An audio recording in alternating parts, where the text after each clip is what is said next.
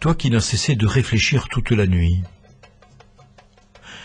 sur le message à passer au public le lendemain matin, ce public qui t'attend dans la case en bois sise au bord de la route. Car c'est là-bas que tu campes, pour y distribuer le fruit et la flamme du soleil, qui formeront la nourriture de l'esprit et la lueur du chemin, tourmenté par l'ignorance qu'avaient tissé les rumeurs depuis hier soir. Et puis, quand cet inconnu t'a reconnu, il s'est penché pour lire et fixer tes lettres en gros caractères, et aussi les textes en petits caractères, dont tu as blanchi ta nuit noire. Ses lèvres ont esquissé un sourire, car le message que tu lui as communiqué l'a éclairé. Et pourtant, une ombre serait passée sur son front quand tu l'as emmené regarder les menaces de guerre qui prennent place quelque part et qui risquent de brûler aussi ses frontières et noircir de fumée son horizon. Mais tu n'as pas laissé se froncer son visage quand tu lui as donné dans la page suivante les responsabilités qu'il se devait de prendre. La lutte contre les injustices, pour que le bébé qui tète le sein de sa mère puisse le faire en toute quiétude. Pour certains, tu n'es que feuille de chou.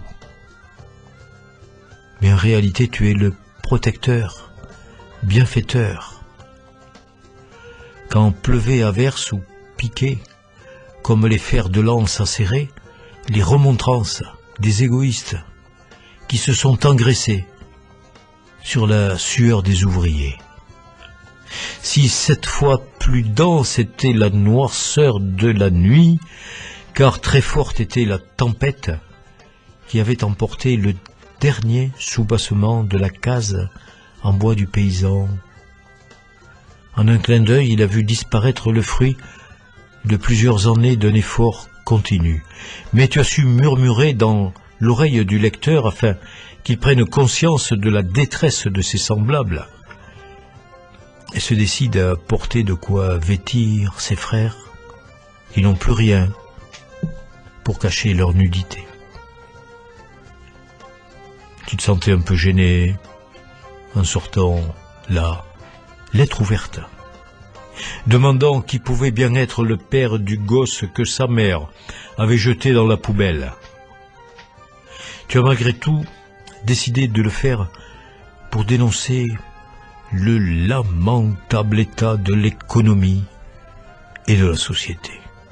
Eh oui, c'est encore toi qui as transmis des condoléances émues à ceux qui ont perdu un être cher.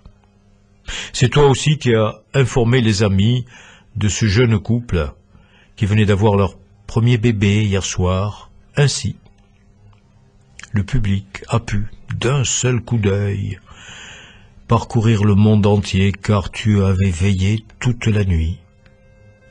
Sois-en remercié, messager.